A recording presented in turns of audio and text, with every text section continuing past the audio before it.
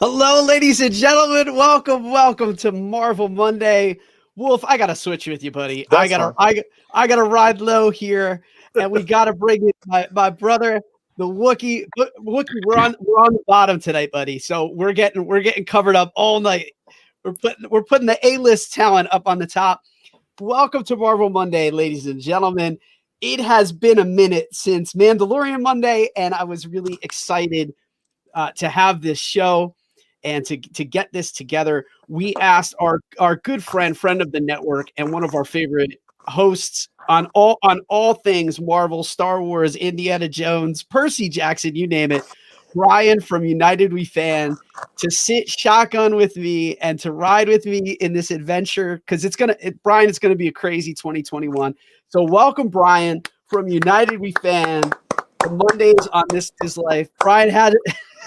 Is it everything you thought it would be? Oh man, like I've been called a Marvel shill. Like, shill it up, like bring it on. I love this show so much. But if we're getting into Percy Jackson or Indiana Jones, I'm going to tap out. And That's fine. My co-host. Well, Marc will come on, and in those instances, we'll bring Marc on, and Marc and the Wolf. Well, all three of us will be right at home with the show tunes. You and Wookie may want to bounce, but I'll be there all day. So, ladies and gentlemen, I want to talk really quick about the show itself. Say welcome to the show. What is Marvel Monday all about? So I'm going to try to sit back and moderate what I lovingly call our panel of fans and experts. And no one here is going to take this personally, but what we wanted to do is we wanted to talk about the MCU, and essentially with WandaVision firing up, that's just going to be the first show. But I mean, Bryan can tell you, Bryan, what are the exact days? We're not without Marvel for a lot of days this year. We have a lot of Marvel. If everything comes out on time, and all of Hawkeye premieres in 2021, like all indications are, we're going to have 44 weeks out of 52 weeks of the year is covered by Marvel Studios. Yeah. Wow. And 4 movies. Wow. So there's no shortage. And Book of Boba Fett at the end of the year too. Amazing. So our line of thinking was, Bryan and I kind of put our heads together and said, listen, this is going to be the year of Marvel's big return. So let's put together a show. We thought originally it was going to be just a WandaVision splash like we did for Mandalorian, and then said, we're going to make it Marvel Mondays, and we're just going to keep on going with this bad boy until there's no more Marvel to talk about.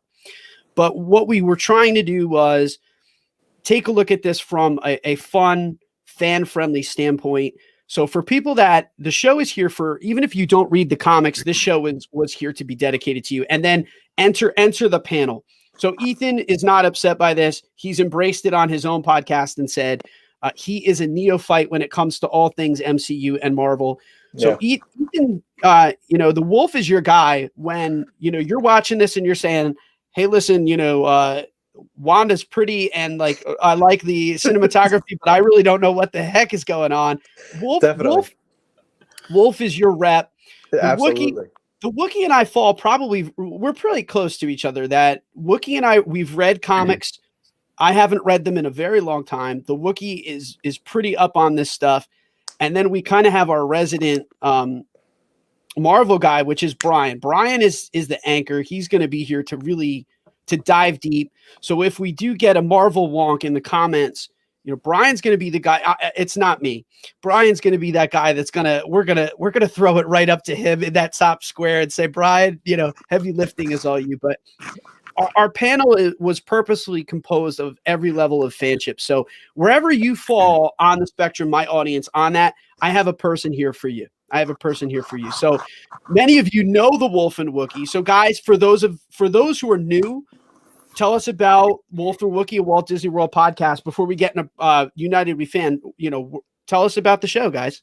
Sure, absolutely. So we are the Wolf and Wookie. We put a new podcast out every Tuesday. We get together and go back and forth. We banter. We get to meet some new friends and have them on the show as well. Mr. Wookie, awesome to see you tonight. I'm glad that your internet connection is working well. And we got a great episode coming out this week. We're going to talk about Ryan's trip. We're going to talk about my upcoming trip. So definitely check us out. Every Tuesday we put out a new show. And on Thursday, we've got our first live episode of Diz Life News Tonight, which I'll be hosting as well, and I'm super excited about that. We're going to be talking about all things news, and we're excited about that as well. Nice. Bryan, so tell us a little bit about United We Fan. I have talked it up. You know that I love fanning with you guys. I had the pleasure of being on the show for the Disney Investors Meeting. You know I'm a huge fan of both you and Marc. I can't wait until Marc joins us from week to week to talk Marvel with us. Tell us about the show and the podcast and just, I guess, your Marvel love, because you are the Marvel guy. Yeah, I United We Fan was another COVID podcast. Marc, you're pretty familiar with those. Side note, Wolf and Wookie, I was able to go to Epcot today, and I picked up a great piece of Marvel art at the Festival of the Arts over in Epcot. I saw that. It's awesome. So very cool. Lots of cool stuff there. But United We Fan. Marc and I used to work together. That's where we met. Marc's got everything covered. If it's Star Wars or Marvel, bring it my way. If it's anything else, we talk about all different kinds of fandoms and all that kind of stuff.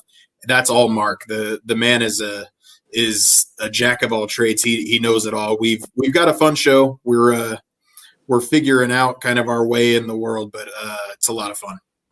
Yeah, and I love fanning out with you guys. You can catch United. You can catch United We Fan everywhere that you find a podcast, and those guys are just really awesome. I'm just getting caught up on the comments, and that gives me a chance to remember. So we've been collecting all of your questions throughout the course of the weekend. We've preloaded all of the questions in there, but if something pops up, we love having this be an interactive show. Let us know in the comments, and then I'm going to shut up and do like little segments like this and throw it over to these guys. But if you have something that you want answered, if we know the answer, we're going to give it to you. If we don't know, we're going to give you an idea of what we think it might be. So definitely, if you're confused, and that's where I really want to start, guys, is like what your opinions on the episode was. It was a very polarizing episode. I saw a lot of, I love it and it's brilliant. And then I saw a lot of people who quite honestly said, I'm going to give it one more week and then I'm out. So Wolf, let's start with you in the top square. Mm-hmm. What were your thoughts? Yeah, so you kind of nailed it right on the head. I am definitely the person that I never got into the Marvel universe, and then Ryan said, "Hey, man, you got to at least try them, if for nothing else than to talk about it on the podcast."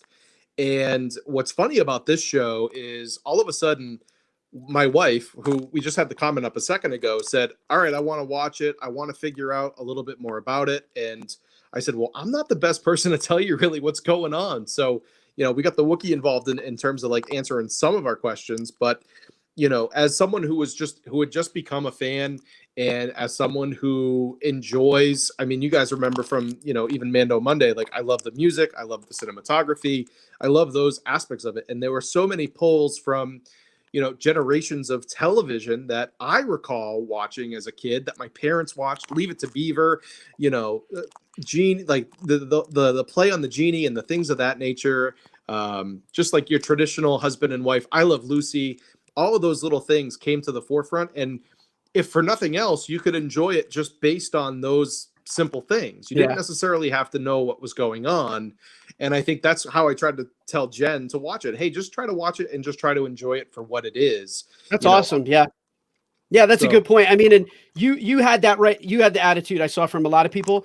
I just want to pull up Derek's comment because it resonated with me. He said, "I want to like it. I'm not sure if I did. I mean, I'll watch it." But there were a lot of people that felt that way. And Wolf, Wookie, you kind of felt that way. So tell us about, because you reached out to all of us, and you were kind of Derek in this discussion. And if folks that are out there, again, sound off, let us know in the comments what you thought. Is it something that you loved immediately, or do you think you got to get warmed up on it? Go ahead, Wookie. Tell us what you thought.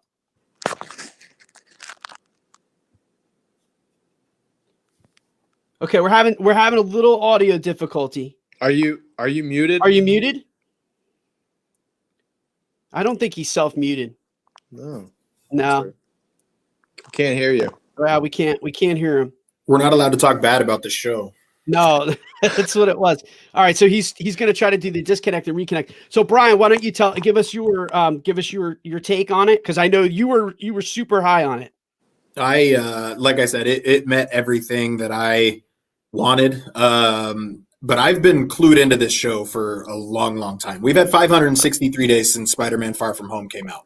Like, I have been without Marvel content from the MCU for 563 days, give or take however many theater rewatches I had for Far From Home. But I've been locked in on this show. It was supposed to be Falcon and Winter Soldier first. That was going to be kind of a safe bet for Marvel Studios. They were going to just take something that we're generally aware of, in Sam Wilson and Bucky Barnes and all that kind of stuff. But the pandemic happened and just things aren't happening, and Marvel didn't play it safe. This show is not playing it safe by introducing you to this new world of the MCU. No, I knew sitcoms were coming. Just giving you my overall thoughts, I think they nailed exactly what they wanted to. It looked like it's got that same charm. Wolf, you talked about the music. Just they've got the little segue music that introduce you to different, like the very beginning of the second episode where they're in the two separate beds, and it just has that goofy music that brings it back. And just everything about it is a love letter to the American sitcom, and it's as captivating as the Andy Griffith Show ever was. And I don't know how it's just got that magic to it. Yeah. WandaVision, WandaVision. Yeah. Like, it was, man. They really nailed it on the head for sure. That second episode intro, the cartoon Bewitched version. Oh, yeah. Man. As a kid who grew up, I grew up with Nick at Night. It was good feels again. Much like I joked and said, Luke brought me back to the good childhood feels. Those nods to American television, the classic days of American television, brought me back. So Shauna kind of hits on, and I want to start with this one, guys. So what we wanted to do was we took a lot of these questions, and since Shauna kind of started us in this direction, so many people asked us what our thoughts were on when WandaVision is taking place within the MCU timeline. I know that we don't know this, Shauna, like there's no definitive answer to this, but Bryan, you had some speculation about this. So why don't I fire that one over to you to take, buddy? Yeah, it's a little bit, excuse me, it's a little bit more than speculation. The fact that it is kicking off phase 4 kind of gives us an indication as to what's going on there. The last time we saw Wanda, if you haven't seen Avengers Endgame by now, really you shouldn't be watching this show. Last time we saw Wanda was at Tony Stark's funeral. And she's contemplating. She seems like she's in a good place. But that's, I mean, when we want to pull back the curtain a little bit, talk real world, like she has a very difficult life. Her brother passed away. Her parents were killed by a Stark missile. And we're going to talk more about that later on. Her brother dies in Avengers Age of Ultron. Vision, she literally has to kill him, watch him come back to life, and then get killed again. She's in a depressive state. And she grew up in Sokovia, which, if you don't know what that is, it's the city that Ultron made fly and all that kind of stuff. My theory is she grew up watching American sitcoms. This is her version of escapism. Just like, I mean, the fact that this is the first Marvel content we're getting out of a pandemic, this is my form of escapism. Like, I can't stay in it. But we've seen Wanda likes this world that she's living in. And so anyway, to answer the question, this is taking place shortly after Avengers Endgame, because Wanda was blipped. She was wiped out by Thanos. She's coming back. So this is taking place very quickly after Avengers Endgame. That's the answer to that question. Yeah, I agree with that. I mean, does anyone have a different theory on that? I really think this is right after. And that was my first thought, is this is her coping mechanism. She's been blipped. Now she's coming to terms with, and don't forget, like she was unblipped and went right into the battle. So she didn't have much of a chance to really process Vision being gone and not being back. So I think that a lot of that's what this is her. She was able to process it by lifting Thanos in the air and just about beating him until he rained fire. Like, she's strong, man. Yeah. I love it. So, I mean, that was one of the biggest ones. I knew we couldn't answer that, but we speculate about it. The other one that it seems like we got a lot of, and there's a lot of character-based questions that I'm going to throw at you guys, but there was a lot of interest in, and if you're interested in this person too, like if this was your question, just sound off. Like Catherine Hahn was easily my favorite character too, by the way. But everyone wants to know who is the next door neighbor, Agnes. It seems like, and then I kind of piggyback these two together. It seems like her character has a lot more than is letting on. She's not just your average passerby in this dreamscape. Let's call it what we will at this point. We really don't know what it is at this point, but it seems like Agnes has a lot more to the story than she's even letting on at this point. What are your thoughts on this one, Wookie? I couldn't agree more. I think there's definitely something going on there that we're not privy to. So I do think that there's something going on there that she's not letting on. And I do agree with you. I think that there's something going on there that she's not letting on that I think is going to be a big part of the show. Yeah, I feel like there's been little lines too that she's dropping very specific lines that are just loaded. The one being, and Ethan, I'll feed you this one. The devil's in the details. Mm-hmm. Like that, there was a lot to that line. No, Wolf. Yeah, no, absolutely. I think the thing that intrigued me the most about her was she was there right away. She had an immediate interest in Wanda. And I'll be honest, my first initial reaction was, okay, it's just like it's just a neighborly thing to do, to go over and see if they need any sugar or whatever the case may be. But, most or 4-course meal. Yeah, right. Right. So it's certainly, there's certainly some interesting aspects to her character that truthfully, I don't necessarily understand. Like, I know, just based off of the way that it was written and the way that it was talked about, that there's something more going on there. But for someone who's also really still just an average consumer of this content, I didn't really pick it up until I started, talking to Bryan and Ryan about that. So, well, I ask you that too because you are a casual fan. Yeah. You don't know who Agatha Harkness is. You don't know a lot of the back stuff. So did you get vibes from her like instantly? Not necessarily vibes. I could pick up that she was, there right away. She was interested in so many things, like the sort of quote unquote sexual things that, were going on between Wanda and Vision. And, that sort of all plays into the For the Children thing. And I realize we're kind of getting ahead of ourselves, but, there was such a weird amount of interest in Wanda, in Vision, in their relationship, that it is sort of strange to me, why all of that stuff sort of came to the forefront.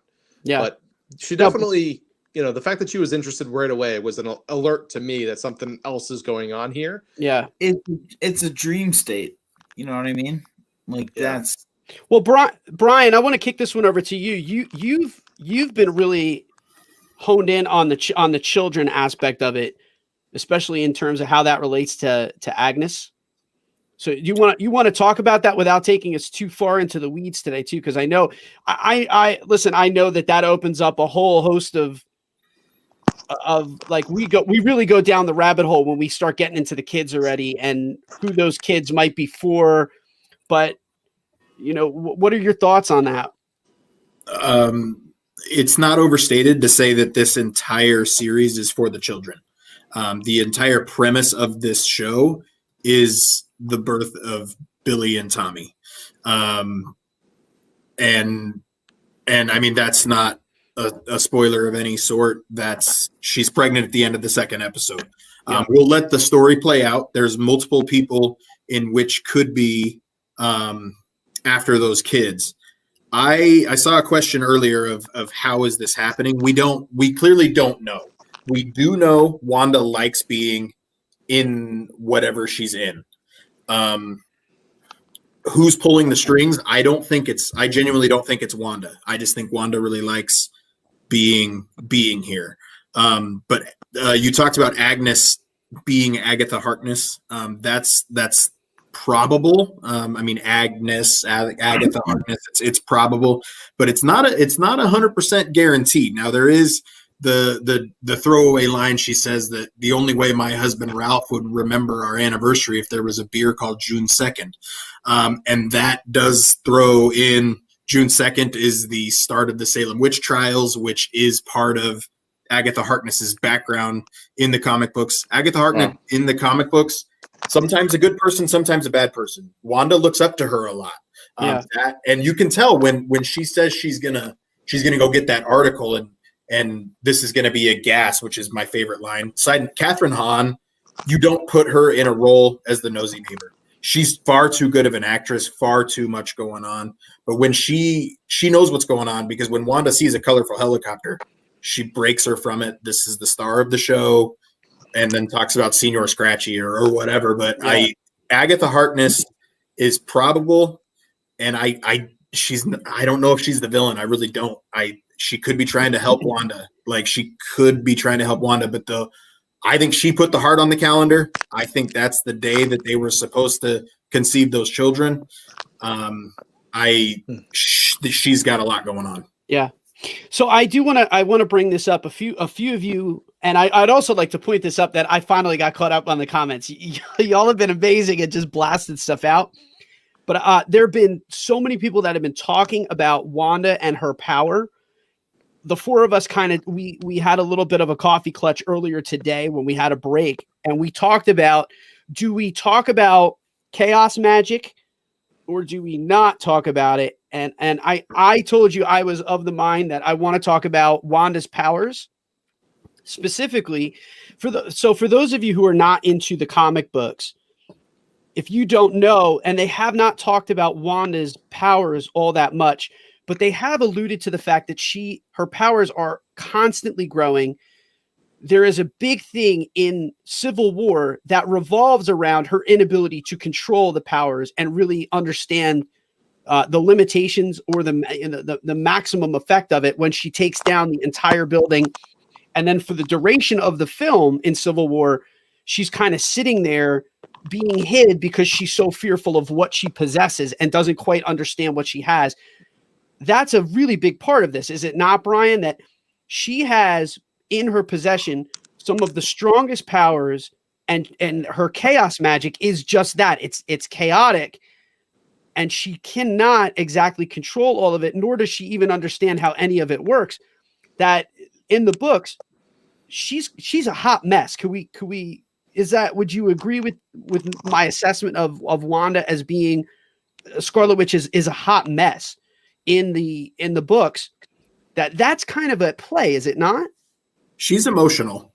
She's definitely emotional. Like the entire House of M comic book run is about her wanting to end mutant kind, and it's all about how she had children that were taken from her and her memory was wiped, and then she found out about it. Like she snaps.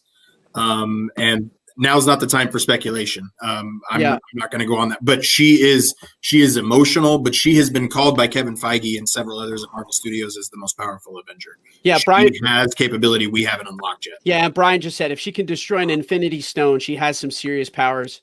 Yeah. She can destroy the Mind Stone because she's a product of the Mind Stone. I mean, yeah. Listen, I love that aspect of it, and I think it's really cool. So one of the things that we got, and I'm just trying to go in chronological order for y'all too.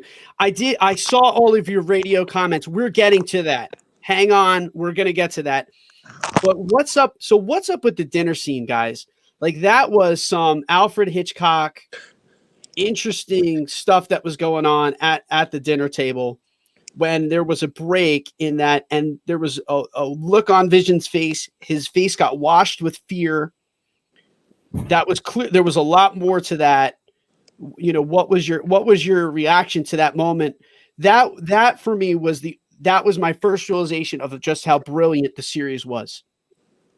Yeah, I think for me, again, sort of sitting in the casual fan seat, I noticed the mom from that '70s show just kept saying, "Stop it, stop it, stop it," Stop it. Did you and see her change her direction? She was saying that too. She was yeah, telling Arthur to stop it, and then she was telling Wanda to stop it. Big, Exactly. I big think I right. think that's going to be a big that's going to be a big part of the show. I think. I agree. Yeah, You know So- that for me that was the clear moment that I came to the realization that there is most certainly more than meets the eye. But I almost think that was the moment where I think we got maybe a little bit more insight into that this may be something that Wanda controls entirely, because she rectified the situation and then she seemed to gloss over it. And that happens again with the radio, that there's an awkward moment. There's some extreme violence that goes on. And then we almost go back to like, even the players in the scene go back to being like, dinner is normal. Well, that was great. Thank you for having us. We're leaving. It was very, very weird. I agree, because the whole Vision save him, and then Vision just like reached in his throat and pulled the whatever he was choking on. It just seems like that whole scene seems to be part of their reality. So I do think that whatever is going on there, they definitely are a part of. Yeah. But Vision definitely seems to. I just don't think he's actually there. James brings up a really cool point too, and there's a lot. Why didn't they show Vision's face while they were trying to answer the "Where are you from?" questions? There's a lot of things. I don't think Vision's actually there. I don't think Vision's alive either. I agree with that. Wow. I agree with that. I think Vision's actually dead. That Vision himself is a projection of Wanda's psyche at this time. I think mean, I don't know. I don't know. I don't know. Again, it's speculation. All right, guys, Vision can question his reality of what is he doing at his job, but he had to, like, everything went off script, and he had to wait for Wanda's permission to save Mr. Hart. We don't know, but I don't know. All right, so Bryan, here's my one question: is both times you saw color, was the red helicopter and then the red blood on her hand? Wookie's pushing the envelope. We're jumping now. You got us jumping down. All right, so there's something with the color red. Because it's in the first episode as well. When we talk about the commercial, we can talk more about that too. But it's when reality breaks. You're not supposed to have somebody get injured in a sitcom. Dottie's hand's not supposed to get cut. Mr. Hart is not supposed to almost die. That doesn't happen in I Love Lucy. That is when, and if you notice, that's when the cameras change. That's when we get cameras actually zooming in and not doing these single camera shots. That is when reality breaks. The helicopter is what was causing that noise. It wasn't a tree banging up against the window. The helicopter is what caused that noise. That is when reality breaks. I think literally Wanda, if you could see things from her perspective, she's like a dog. She's seeing this world in black and white. She's literally seeing it as a sitcom playing out in front of her. And when reality creeps in, something that's not supposed to happen, that's when we see color. Yeah. And we'll talk about the commercials when we get to them. But then let's get to this, because then that brings up, at the end of the very first episode, we see presumably a sword agent or someone that has some kind of affiliation with sword. For people that are, again, not really in tune with what is going on in the MCU, this was the biggest question. Was, I saw this sword insignia. What is that sword? Who is sword? What is this icon? And like SHIELD, it's an acronym. So I thought we have to talk about who sword is. Again, pure speculation. We don't know what role they're playing in all of this. It's so important to stress. We don't have enough information yet to know if they're good or what side they're on, if they are the ones that have captured Wanda, if they're the ones that are trying to rescue her. But who is Sword, Bryan? Who is Sword? What, we see that icon so many times. Sword stands for the Sentient Weapons Observation and Response Division. Go ahead, Wookie. All I was gonna say is I don't think that Sword is bad. Mm-mm. Nope. Like they seem like they're on Wanda's side, and it almost looked like that the beekeeper was someone that was trying to save her. So I'm a little confused as to where this show is going, because I think Sword could be on her side. I agree. Whoever's got her under this spell, Sword can see it, and Sword's trying to infiltrate it. Rob just said the helicopter was Iron Man's colors too. Correct. Yeah, I love Rob. I love little things like that you clearly saw in the television commercials. Was made by Stark Industries. It would be so interesting to see if we get some of the old players in this, or at least some kind of some cameos or whatnot. But let's talk about the commercials, Bryan. Easily your favorite part. Did you? I'm going to ask. I want to ask the casual guy first. Ethan, did you off the bat? Did you catch all the Easter eggs in the commercials? Not at all. But here's what I can tell you is that like my mind picked up on the fact that in both commercials, the sequence of the ticking would start at one particular momentum and then it would start to speed up, and that happened in both instances. Other than that, I noticed that the people were the same, and that was pretty much it. I didn't really think too much about it, other than the Great American Sitcom always had wonderful commercials, and they were about toasters and watches and things that the everyday family was going to sort of need and wanted to improve in terms of their everyday regular lives. So getting a new toaster that toasted perfect bread was a hot commodity. But other than that, no, I didn't pick up on any of the Easter eggs. Yeah, Sebastian's bringing something up and again, Sebastian, this is why I wanted to talk about Chaos Magic, and I wanted to talk about that specifically. Is I really think it's going to be a common plot with this series, that she doesn't understand her powers. That it's literally all of this revolves around altering reality. I happen to agree with everything that he's saying here. I think that she is altering this. I think she's doing it. I think when the the Sword agent arrives as the beekeeper, I think that she's rewinding it. She's controlling it and rewinding it, because I don't think she wants to be in touch with reality. So if I had to guess, I'm picking up what Sebastian is putting down here. Bryan, go ahead, because you were all about the commercials. It was easily the thing you wanted to talk about the most. Yeah, I'm seeing Bryan in the comments talking about Sword being Sentient World Observation and Response Division. That is the accurate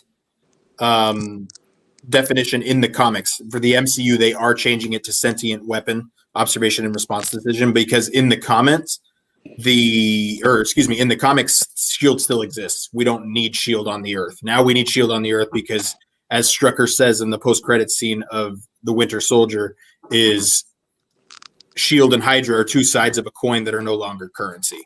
It was released that it's weapon in the MCU. Regardless, that doesn't matter. But the commercials, big deal, because Ethan, you pointed it out. It's the same couple in both of these commercials. I have a theory that Sebastian, I'm picking it up. Like, yes, I agree. The same couple, because they are Wanda's parents. These people, these commercials, and wait for this Friday, whichever the commercial is, I think you're going to start seeing a pattern that each of these particular commercials is a traumatic thing in Wanda's past. The toaster, the second they push it down, it sounds like Iron Man's repulsor on his palm. It clicks, it beeps, the lights up red. Wanda's backstory is the Stark missile landed right in her house. Tick, tick, tick, tick, tick, waiting for it to go off, just like they're waiting for this toaster to go off. And it doesn't, and it finally goes off. The missile didn't go off. It didn't kill Wanda. Well, that's the thing, is everything was red. Every color you saw was red. Yep. So there's definitely something behind that. And I also want to say, fantastic sweatshirt. Thank you. Appreciate that. Rob said the Strucker watch. Go. Commercial 2, so go. the Strucker watch, Baron von Strucker dies very early in Age of Ultron. You see him primarily, his most important scene is that post-credit scene in Captain America, the Winter Soldier, yes. Where Wanda's the Mind Stone in Loki's scepter. Did it create Wanda and Pietro? I'm very much of the belief now that X-Men can be in play, that it simply unlocked what was in them all along. I don't think we're really going X-Men in the series much, but I think it unlocked Wanda's powers. But Strucker has said he has plenty of time for Wanda and Pietro to turn into what they became. I think that that's all that it is. There's a Hydra symbol on it. Again, using Strucker's words, Shield and Hydra are two sides of a coin that are no longer currency. Hydra is dead. Hydra's not playing a role, but Hydra is very much part of Wanda's very, very dark past that she's trying to bury here. Yeah, well, that's what confused me, Bryan, is that there was a lot of, there was a lot of like Hydra, and I just didn't really see where they're going with this. So we're only 2 nights the way through. Yeah. Only 2 nights the way through. So Bryan from Outsiders and Magic podcast brings this up. Bryan from United We Fan and I talked about, I share your belief. Bryan, I think that there is a lot of the House of M, which is the graphic novel that has inspired some of this, I believe. And I think that a big part of the House of M involves the mutants. I truly believe that this is setting us up, if only to tease their introduction to the MCU. I think that this is going to bring us, if only it's going to bring us Professor X. That would be, if I had to put $10 on it, I'd put $10 on that. I'll take that. Yeah, I wouldn't put more than 10. I'll put $10 on. I think we're going to get Professor X from this. No other X-Men. But I think you're going to get Professor X at the tail end of, if not the series, from the end of Multiverse of Madness. That would be my bet. Rob says, I want to say a name that may be too much for early in the season, but if it's relevant, I'd love to hear Bryan's thoughts on Mephisto being involved. Yes, Rob. I listen. Let's do that. Let's at least say it, because we've talked about For the Children. We've talked about the kids. I think it would be kind of remiss for those of us for those of you that are out there that are hardcore and diehards, and I heard this joke thrown around on Samantha Modecki put a cool post up, a spoilers post, and they kind of threw that in the post that they said, listen, we're just raising these kids from Mephisto.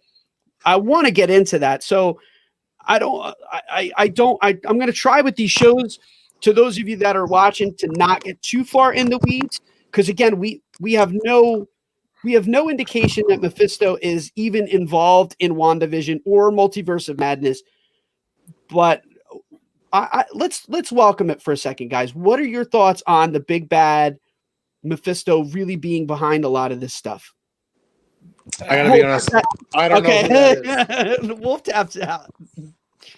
I was going to say, Wolf, I don't know if you're, and that's cool.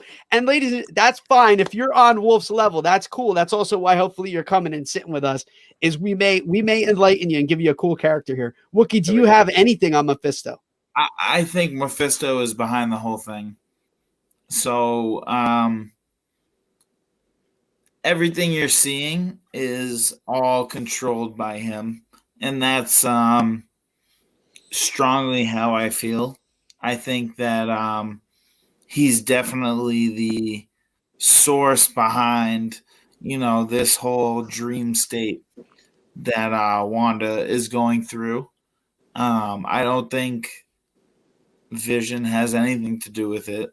I think it's more or less Mephisto. Bryan agrees with you from Mouse Ears and Magic. He says, absolutely. And James is echoing that. Bryan, what do you think? For those of you who don't know what Mephisto is in the MCU, he's literally the devil. In the comics, he's the devil. We've seen him only on screen, I think in Ghost Rider, that Nicolas Cage movie. But I agree. I think he's involved. I do think he's involved. He could be Agnes's husband, Ralph. That's what I thought. The biggest reason I think he's involved is Agnes's. The devil is in the details, Bev. That's not the only place he is. Like, they put a he on it. That could very well be a red herring. I wouldn't hate Agnes being Mephisto herself. I think that would be really, really interesting. I think Mephisto, this is why I don't think Wanda's in charge, is I think Wanda likes being here, and I think Wanda's allowed to have whatever control Wanda wants to have. But overall, I don't think Wanda's in charge. I don't. I think Mephisto's pulling the strings here. And if it's not him, we very well might not see him until a post-credit thing. It could be Multiverse of Madness. I think we're headed to a point where Wanda's a villain in Multiverse of Madness. I do. And Mephisto could do that. I don't know. Let me ask. I got to ask this because what's Go ahead, Wolf. I'm curious if people who are into the movies and enjoy the movies, are they going to need to watch WandaVision in order to understand movies later on? That's sort of the question. The answer to that question is if you care about knowing everything. There's people that watch just the 4 Avengers films, and that's all that they ever saw. I think you could have gone into seeing Avengers Homecoming and Spider-Man. You could have gone into Avengers Infinity War without having seen Spider-Man Homecoming and not been completely lost. Mm-hmm. I think you could come into Multiverse of Madness and be like, oh, this is weird because Loki's also playing a role in Multiverse of Madness. So I think if you don't watch these things, you can play catch up pretty quick because they'll give you a 3-minute intro like Wong and Doctor Strange do with the Infinity Stones in Infinity War. Yeah. But we knew what was going on because we've been paying attention. I would recommend not missing anything. But that's, again, shill. So Sebastian brings this up. I would really like to field this one, gentlemen, if you don't mind. He says they got to do demons. I wonder if Disney will. Sebastian, yes, they are. Blade is coming to the MCU. They're not just going to tackle demons. They're going to tackle vampires. They're going to tackle a side of Marvel that some people are really, really into. That darker side. Yes, they are. So I have to say Disney's going to bring it. I thoroughly believe it. Blade's coming to the MCU, I can't wait, and I cannot wait. So I think it's really going to happen. It's up to people to see how much backstory they want. Watching Clone Wars certainly adds to the Star Wars experience, but some people don't have that level of care. Rob, spot on, buddy. I totally agree. I agree with everything. There was a little Silver Surfer talk. I'm not going to get too far into that. We need a good Silver Surfer movie. I agree to get that crappy Fantastic Four movie that Fox released out of my vision. And Blade is very underrated. I agree. So, gentlemen, this was another one that we got. This is kind of winding us down. So to everyone, to all of the viewers out there, who do we need to watch for, and who do you think is going to be important? And if all of you want to take one, or Wookie, if you don't know who we need to watch for, who are you watching for? I think it's Silver Surfer. Don't get your hopes up. No, I think that's the biggest character that, looking forward at the MCU, I think that's the character that can expand all of this the most. We're talking more WandaVision, though, right, Mark? Yes. Yeah. WandaVision. Who do you want to? Who are we watching for? I don't think Silver Surfer is going to be in WandaVision, but I do think that's the character that could expand this universe the most. Oh, I agree. If we're gonna go cosmic, so I don't want to listen. We've only got so much time here. I agree with you. For the cosmic phase, Silver Surfer is a really great linchpin for the whole thing. Wookie, who are you watching, or who do you think we need to watch for the fans out there in WandaVision? Who do you think, a name drop, a character that we've seen that you're telling everybody, hey, listen, look out for this person. They've got a lot to do. Probably Doctor Strange. I think there's no way him and Mephisto. I think there's no way one of the two of them are not pulling the strings here. I agree with that. Wookie or Wolf, who do you think? Who are you looking at? I gotta be honest, I'm not necessarily at that point. I mean, there's a couple characters that kind of stuck out to me that like the Hart family were certainly interesting. I'll be curious to see if they come back. I mean, you saw Mrs. Hart at the sort of the function and the show, but you didn't see Mr. Hart that time around, so that was interesting. And then there's also, the woman that Wanda sort of became really infatuated with at the dinner party, and they started sharing, their own mementos about how they really didn't like oh gosh, I'm terrible with names, but they didn't really like the head lady there who was, just being really mean, for lack of a better word. Dottie. There you go. Yeah, Dottie. So like those four to me are the people that sort of stuck out the most.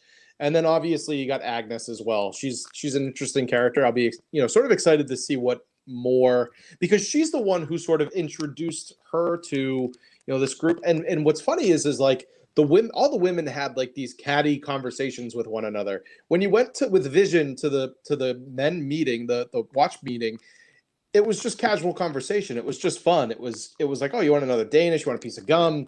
There was nothing really of importance to me, at least, during those conversations. So the women had the big conversations, and the men were just hanging out.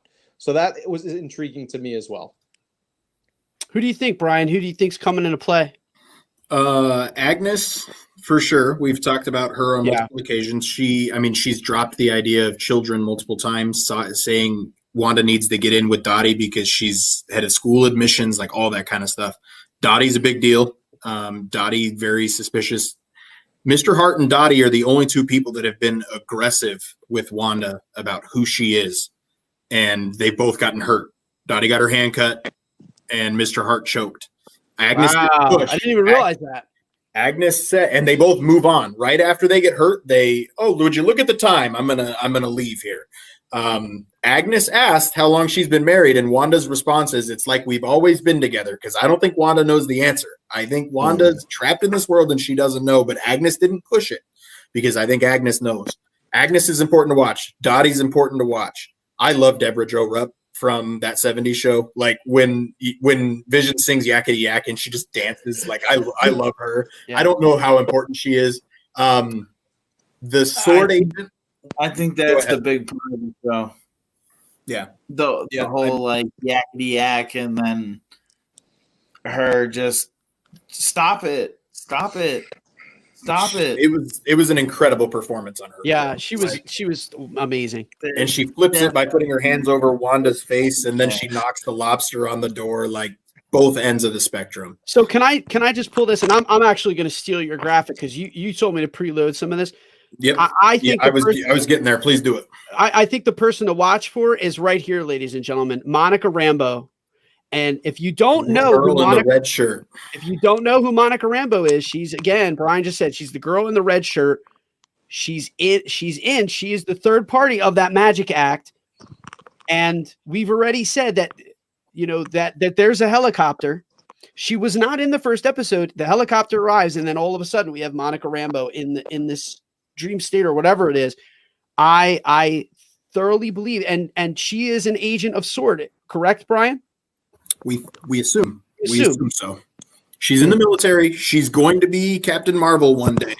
She's the little girl from Captain Marvel, Lieutenant Trouble, and everybody recognizes her. There's our beautiful red and yellow with a 57 on it, which is the arrival of Avengers 57 is the arrival of Vision into the Avengers. But Monica Rambeau is somebody, and pay attention to her. She's the most important one to watch out of this whole thing. Samantha says, Geraldine. That's her. Geraldine. She doesn't know her name. Yeah. And Samantha nailed it. Yep. Good stuff. So I have no idea what's going on at this point. My mind is so blown.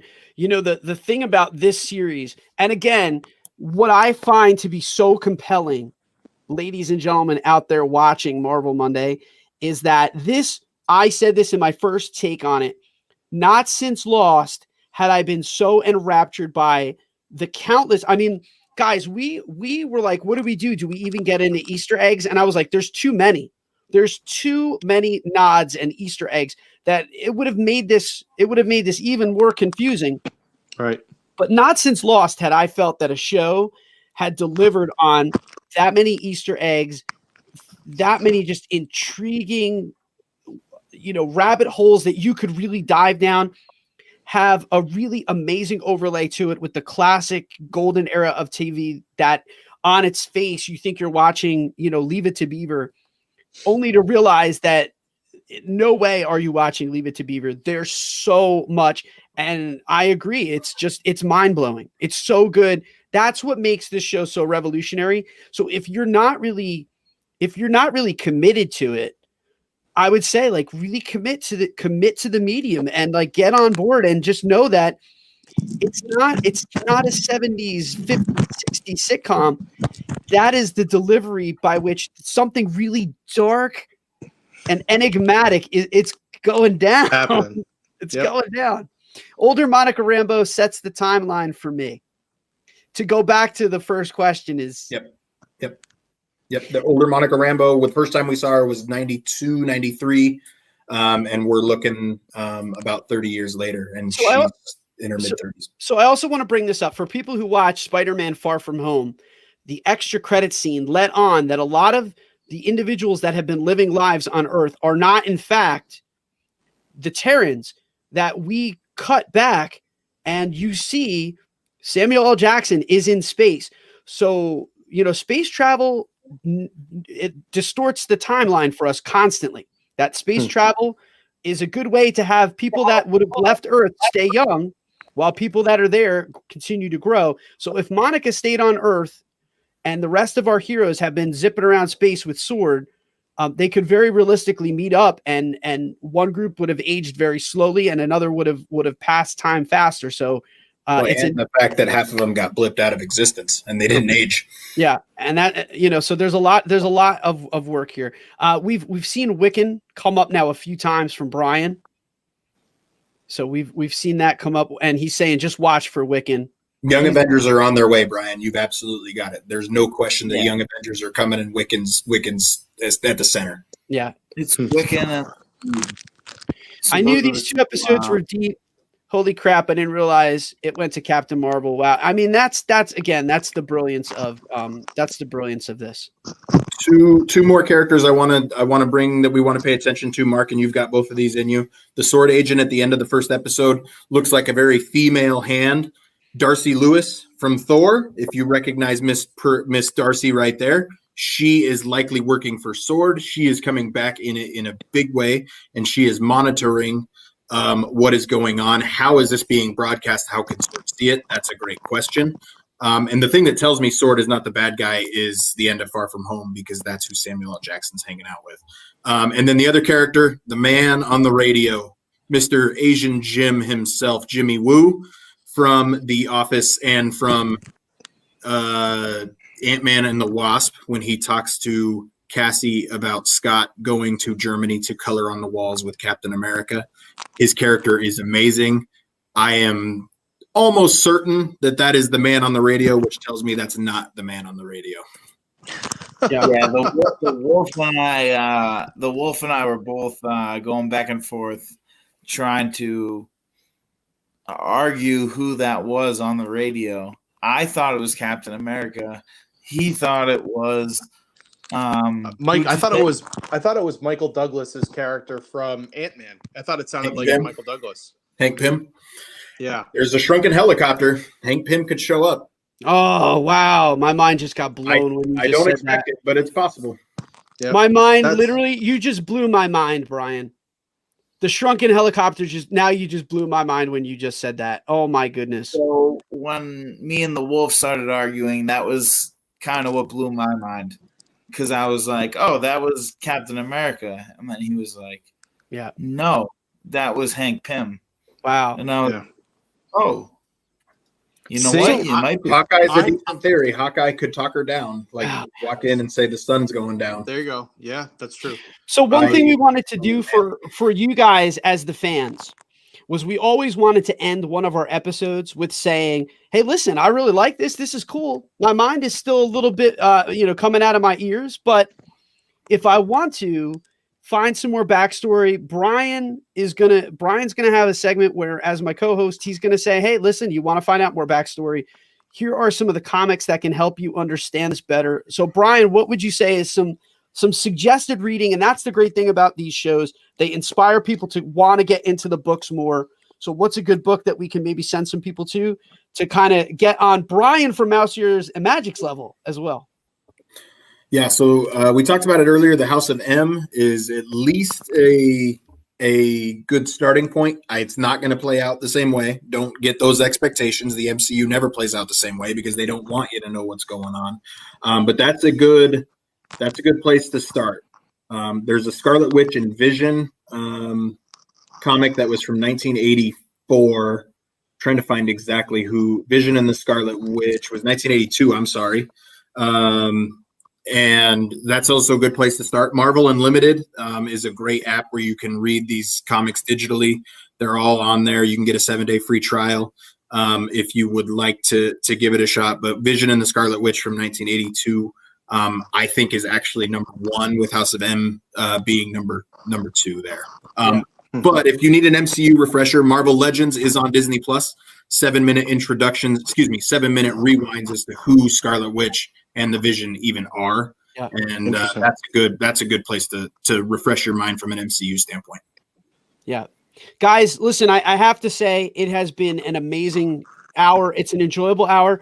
We kind of this is very much mirroring our first episode of Mando Monday, because a lot of it was just speculating. And yep. I want to say to those of you too, I hope that we were able to give you some answers as to what's out there and what's coming. But the fun thing about this show is we still don't know what's coming down the pike. But I hope that it made you really appreciate just how revolutionary this next phase of the Marvel Cinematic Universe is. I mean, it's so great because it's not just heroes fighting robots. There's such a style to it that just makes it so special that I'm excited. Go ahead, Wookie. That's why I asked you how many episodes there was going to be, because truthfully, I just, compared to Mando, like, this is just, I don't have any answers right now. And I'm a very big Star Wars Marvel fan. But I just, in terms of this, I really don't have any answers for you. So I, moving forward, hope to have more for you. But it's just, this show is very, it could go any direction. So I think Brian did what he does best. He gave me more questions. We need a Q&A with him. We'll laugh. Dan, you can hit me up on Facebook Messenger. I can't not talk about this. This show is everything I dreamed. I don't tire of talking about it. I will do the Wolf and Wookie and Marc a favor and cut them out of it so they don't have to see me ramble on for the entire time. And Wookie's very happy about that, which I understand. So, but hit me up you can find me on This Life group. You can add me as a friend, Facebook message me. I'll talk about anything you want me to talk about. I didn't even get into. I know that's the 242. There's so many things that there's so much that we kind of held in the tank too. I told myself I wasn't going to talk about June 2nd and the Salem witch trials, but I did it anyway. So. And guys, too, there's so much. I just need you to understand. There's so much that we held back in the tank. So stay tuned for more answers. Thank you for tuning in for the very first Marvel Monday. We're super excited to have Bryan Lee from United We Fan, the Wookiee over to my left, and then wait, and then the Wolf right over here, joining us every single Monday with other fans that are going to be coming in. Thank you so much. Hey guys, have a wonderful week. Thanks for joining the live stream, and I will catch you guys next Monday at 8:30 where we break down the next episode. Take care. Have a wonderful week. Guys, sign off. We don't have a sign off yet. Excelsior. Excelsior. Yeah, there we go. I love it. Take care.